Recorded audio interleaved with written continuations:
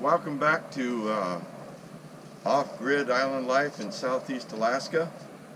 Today we're continue working on our water storage project. I think in the past you've probably seen some video of our water tanks that we brought out here from Petersburg. So today we're trying to get a place to put those. We're digging this recessed area to kind of somewhat bury them, and the reason we're burying them is they're 8 feet tall, and my gutter system over there that comes off of the roof is actually about 7.5 feet off of the floor level of the mudroom there. So we got to bury it at least 2 feet from this level right here, which is, I haven't got an exact measurement, but it's probably about 7 feet from that gutter system there. So what we're doing is digging this hole. We've got it, getting it pretty close to being done. It's 2 feet deep, 8 feet wide, and about 17 feet long. Actually, it's about 9 feet wide, but you get that tank in here and get it set. Once we get this all dug, I'll level it up and make sure the measurements, I'll get it leveled from that gutter over there, and make sure we're going to have enough drop to get that pipe in here, go through a couple of filters before it gets here. So that's what we're doing today, trying to finish this hole up. Like I say, we'll backfill it after it gets some water in it. We'll backfill around it and pour concrete around it, and we'll make a room around that, which will be about 12 feet wide and 24 feet long. Also in that room we'll house our generator, batteries, and inverter system. So trying to get everything kind of in a little bit better facility, more water storage, and it won't freeze in the winter like it has for the last couple of winters. So anyway, we'll get this in, we'll trench it. The water system is right the other side of that wall right there, so we'll go underground and put that water into that room underground there. Then we'll put a drain all the way out to drain the tanks when we need to clean them. Hello, welcome back to the water project. Today we're going to square up this hole, trying to figure out exactly where the building's going.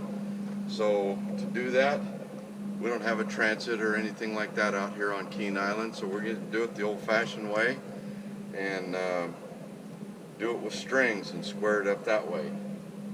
The building is 12 feet from that wall to the edge of here, and it's going to be 24 feet long. I don't need to square all the way up yet, just to put in these tanks. So I'm just going to square it down to about the 16-foot level, 16-foot mark. So, and to do that, you have a triangle. So it's 12 feet long and 16 feet the other way. A triangle, to figure out how it's square, is it's a squared, which is this side, and plus b squared, and the square root of that.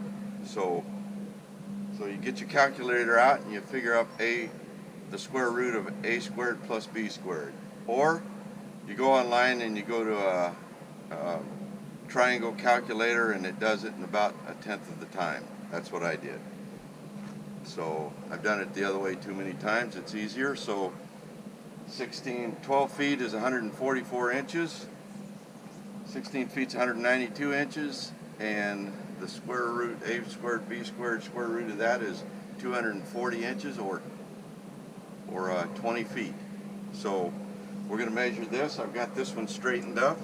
So now we're going to go down here. So 12 feet here on this mark, and 20 feet is right there.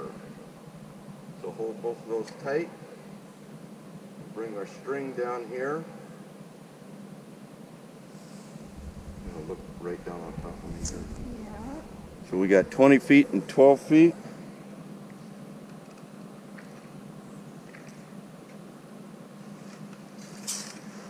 Okay, we're going to mark it here. We're just going to tie this off tighten this up, tie it off so that it doesn't go anywhere. Got it marked. This ladder will stay in place probably for a while until we get these tanks set in here. Next thing we're going to do is we need to get, now that we know where the tanks are supposed to sit, that tank has to be 8 inches from this line inside and 8 inches from the other line inside. So now that we know where the tanks are supposed to sit, we need to figure out how high they need to be. Okay, we're going to do this the old-fashioned way with a water level, a homemade water level. This is just a 5-gallon bucket. I put a little hose adapter on it and put this hose on it and on this board. Now what we're going to do is we're going to find out what level is with the bottom of this is the bottom of the building, this is going to be the top of our floor in our new room. So you can see the water level right there. I'm just going to put a mark right there. So everywhere we go around here, that level should be level with the bottom of the building or the top of the new floor. Water always levels out. Now the tank there has water in it, and this level will be even with the level of the water in that 5-gallon bucket.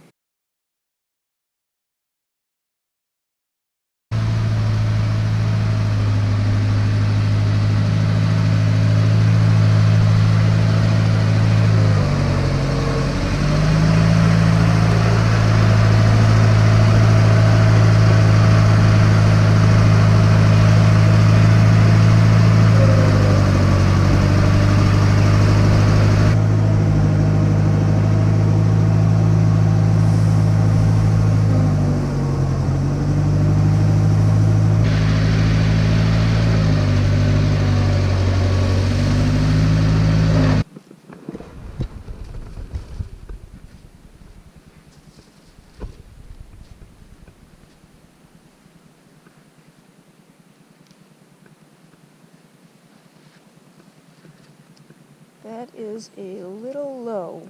You need a little more sand right there. That is right on the money.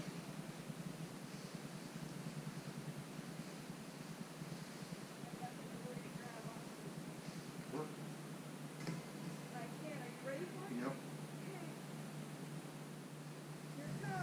Okay, hold it.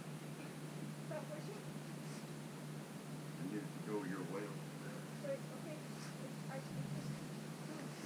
You okay? That's what it's at for now.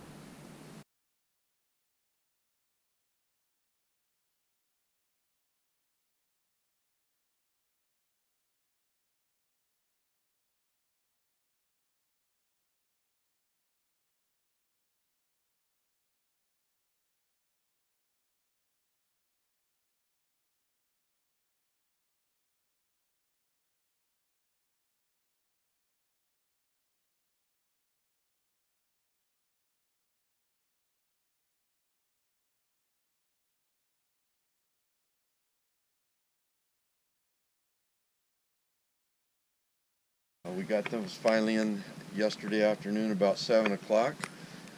Seems like every time we do a project here, we need to do 5 other projects before we get what we're doing done. But this is where we're at. We had to dig a hole here. It's 2.5 feet deep. That's so that our water system will drain from our gutters into the top of the tanks off of our house. So anyhow, we got that done today or yesterday, and we're going to start plumbing it and get that done. We'll backfill this as soon as it gets enough water in it to hold the backfill. And once we get the backfill in, we will put a concrete slab around this and another portion. I think the building is going to go 6 feet beyond these tanks, which is going to house our generator and batteries. So next is working on the water drainage system out of the gutters. I'm going to make a filter for that that'll filter the large stuff off, and then a sediment tank underneath it to get all the bad stuff out of the water before it goes into the tanks, and then when it goes into the house it'll be filtered again.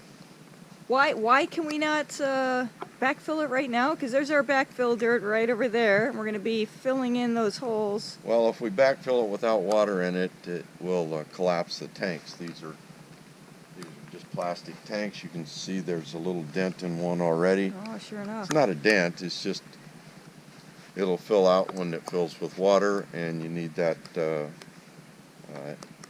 water in there to keep the tanks from collapsing. And then, of course, you mentioned that we had to do 10 things before we had to do this, and one of those 10 things was putting that siding up there, right? Yeah, that siding was up there. We put that siding on there. That had not ever been finished. When we got here, it needed a lot of work up there, so we had to order the siding, wait for the siding to get here, then wait for decent weather before we put that all up. So this will just be part one of this video. We're going to have probably a couple more parts where we show the plumbing that we're doing, and eventually there's going to be a structure around this, but everything takes time. We need to get these tanks at least partly filled, and then the holes filled in, concrete poured. So we'll make this part one. We're going to do part two, and then probably a part three to show the construction of the building. Right. Then there'll also be moving all the batteries in, rewiring all the whole electrical system. So anyway, that's it for today, and looks like we got rain for the next week or so. Yep. But our bladder's getting water in it anyway. But yeah, and eventually our tanks will get water in it too, and we're going to have a great new water system. So good job on that, David. All right, thanks for the help. Yeah, thanks. Thanks for watching, everyone.